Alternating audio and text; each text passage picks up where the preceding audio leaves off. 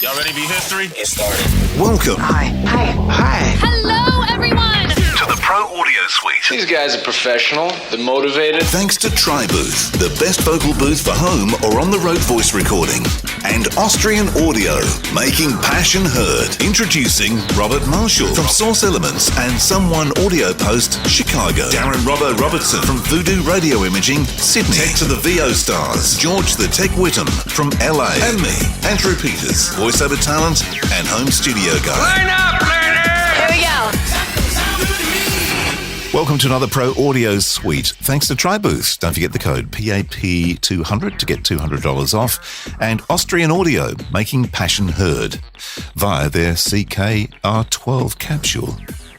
Now, speaking of which, there's an article in SOS Magazine with Martin Seidel, who's the CEO of Austrian Audio, talking about the reason that they actually did build that capsule and the history of how it all happened. Now, I think we covered this off, but have a look at the article in SOS if you want to get more detail. But basically, at AKG, they were trying to emulate the old CK12 capsule, which was used in the C12, C12A, C24, and the C414EB brass capsule, and the LM251.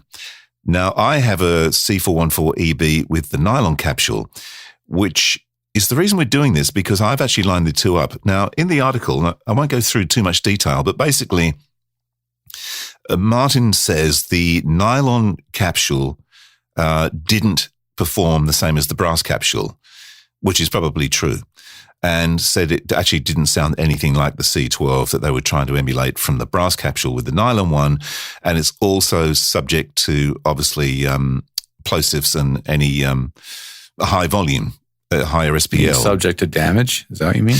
Well, no, because it will move, because it's made of nylon, so it can actually flex and change the way it's capturing the audio. That's what I'm guessing from what he's saying in this article. Which is why they opted for brass for the Austrian Correct. Audio, right? Well, Austrian Audio has gone for no ceramic, because the brass was a nightmare. The brass is the old one. Yeah. And that became a nightmare for... temperature changes.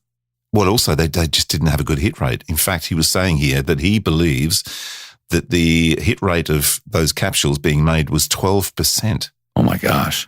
Hence the reason they went, this is killing us. So they went to the nylon capsule. What's the hit rate? What is that referring to? As in the ones that were actually any good they could use was 12%. Pass muster. Yeah. Really? 12%.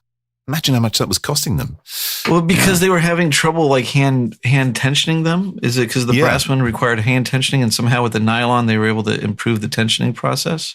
Well, they'd still tensioned got the same tension of the actual diaphragm, but what he's saying is that the nylon didn't act the same as the brass, because it's not as sturdy as the brass and doesn't have the same amount of weight being nylon, which is true. Mm-hmm. But did it really affect the sound that much? Now, what I'm thinking from what Martin's saying, and we should get him on the show actually at some point, but from what I'm gathering from what he's talking about is he's saying for high SPL. So, because notoriously these mics, the C12s and 414s we use for overheads and all sorts of things, or loud sources. And yes, the nylon would have flexed with that kind of sound wave. But for voice, I don't really think that comes into play unless you're doing some really loud stuff. So I put a sample together because I've got an EB with a nylon capsule, and I lined it up. And this is not scientific, by the way. I lined it up with the OC18. That's my get out of jail card. And I just recorded this just to give you an idea of what they sound like. And it kicks off with the OC18 and finishes with the C414EB nylon. This is a test. This is the OC18, and I think I've got the 40 hertz high pass on, which I probably shouldn't actually, but anyway. Too bad, because it's dark in here and I can't see how to turn it off. And I'm about to compare it with this next microphone. This is definitely something I've wanted to try for a little while and keep forgetting to do so. I think I can hear one thing most obviously, and I may have to change the levels. The level on the 414 is lower. The microphone sounds noisier. But forgetting that bit, I'm just wondering if the sonic fingerprint is close to or if the OC18 is close to the C414EB, because I think that's what they were trying to copy, the C12 or 414EB, basically the C12 capsule. So the difference in the waveform here is that the 414EB does not have the high pass filter on it. True. So it has a tremendous amount of low end rumble and, stuff that the other one does not have. So that's just a difference between the two waveforms that I can see. I feel like the 414 was a little bit darker than the Austrian audio. Oh, I preferred it. To my ears, I preferred the 414. I actually like the Austrian audio. I thought that the Austrian audio had a little bit more sparkle to it that was more 3D or more popping out, whereas the 414 was kind of round and warm, but it wasn't necessarily as lively. Yeah. To me, the 18 had this upper mid-range. There was something that stood out that was irritating to my ears. At least it's around 500, I think. And the 414 doesn't have that prominent 500 hertz honk. I would call it a honk, somewhere in there. And so the 18 is more pronounced in that frequency range. So to me, that's a negative. I don't like it as much. But this is what's so hard about judging mics, is because it's in the ear.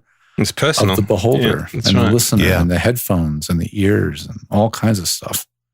I mean, they're both great, but I like subjectively, I like the 414 here. I would make one observation. The clipped breath at the end of that file tells me that I'm very correct in not trusting voiceover talent to edit their own files. I edit this show, and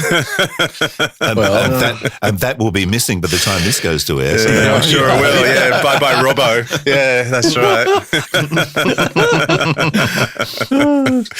Exactly. Well, so you are comparing the nylon capsule mic to a brass capsule. So if you had a brass, a ceramic capsule.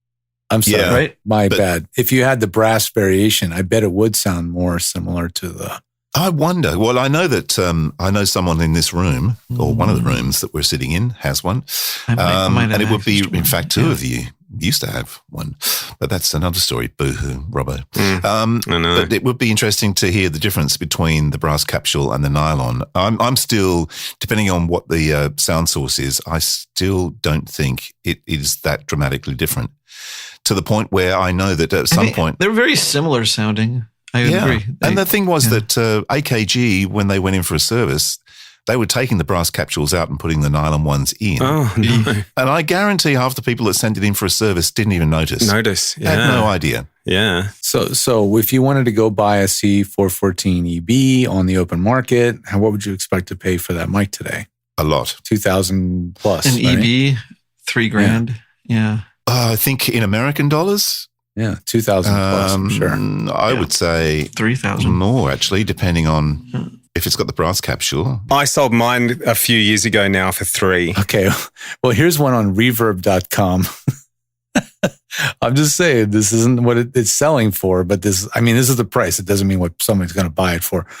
Here's a C14EB with original brass CQ812, and the asking price is $7,274. Oh, my God. There you go. Holy shit. Now we really have gone off. I mean, we were off the deep end when they were $3,000. Yeah. Yeah. So the point is that the 18, the OC18, does a really good job of faithfully reproducing. Absolutely. At a tiny fraction, and it's lower noise too, because it's modern circuits. I wonder if some of the difference we heard between those two mics is just age. Yeah, well, if you think that my mic, the 414 EB, is going to be 40 next year. Wow. A nylon, for example, in comparison, $1,350, you can get a nylon capsule one. Yeah. So 12, here's one for $2,300. Even this one's $2,300, a nylon. I see one here, it's 3,000, but that's... Then you can just get the Peluso brass capsule one for how much? $800. The Peluso one sounds great, man. It's like $800, right? Yeah, I tested it and it sounded really, really good. Yeah. But yeah, the 18 is very faithful, and what is it? $699 US for the OC18? I think that's what it is. Yeah. 600 used on the open market. So it's a fair value. $850 US is what the OC18 is now going for as of the time of this taping. I think it's like priced right and has like it's interesting because they're able to jump in with a certain pedigree without having to, I wouldn't say prove it, but they're a little bit more believed because they're a bunch of ex-AKG people, right? Yeah, and absolutely. so they jump right in at a certain level, and then they just like they didn't fail. The credibility is sort of there already, I think. Right. Well, the thing is, if AKG hadn't have been sold and was still operating out of Vienna, this would have been an AKG mic because this was all the R&D they were doing. It would have been the. So all the AKG mics that are being currently manufactured and sold are being manufactured and sold by Samsung, by Harman Kardon or whoever. Is it Harman Kardon? I thought which they is sold owned by Samsung. Harman Kardon. Oh, that's right. Yeah. So there's no new mics being developed by AKG at this point. Like if a new AKG mic comes out, it's dubious. Like you wouldn't buy it, probably. I think if you're going to spend the dosh, get the Austrian audio. Yeah. You want your studio to be consistent, sound the same every day, not be so sensitive to atmospheric conditions. And it's just low maintenance is, I think, really more important than boutiqueness. It's the consistency is the biggest thing. I mean, this is a business in a different sense. And part of the business is just delivery and consistency. And a vintage mic is going to be tough to deal with, for sure. Yeah. And hard to replace if you have to. Yeah, I just saw someone posted a Telefunken Elam 251E. It's a new incarnation of the Telefunken. And even a new recreation of it is worth $16,000. Yeah, exactly. It's insane. One of my clients got one. He said, I know it's ridiculous. I know it's too much money, but it's like buying a nice watch, You just don't need an expensive watch, but you just want to have it, and that's what a microphone can be like, but you need to know when that microphone isn't performing to spec. You need to know if it doesn't sound right.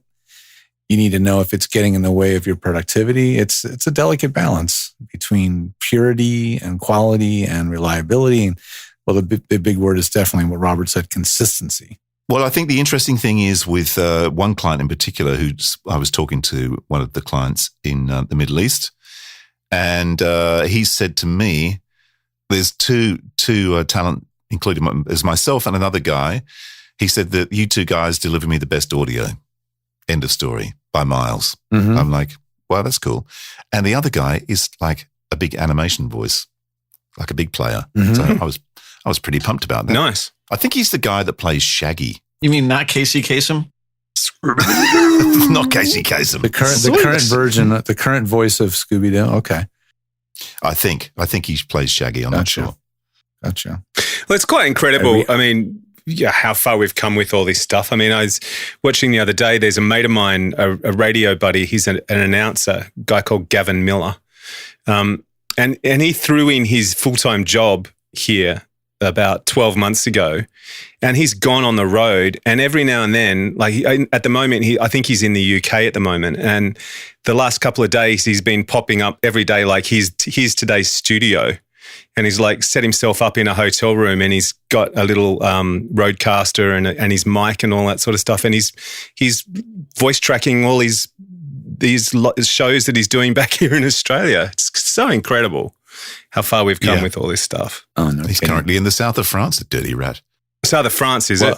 Yeah, that's where he is at the moment. He's been traveling all over Europe. Yeah. Not to get hung up on the Telefunken Elam 251, but I found another listing on reverb.com, and it says, built in South Windsor, Connecticut, the Telefunken Elam 251 is a recreation of the vintage Telefunken microphone, parentheses, built by AKG of the same name. There you go.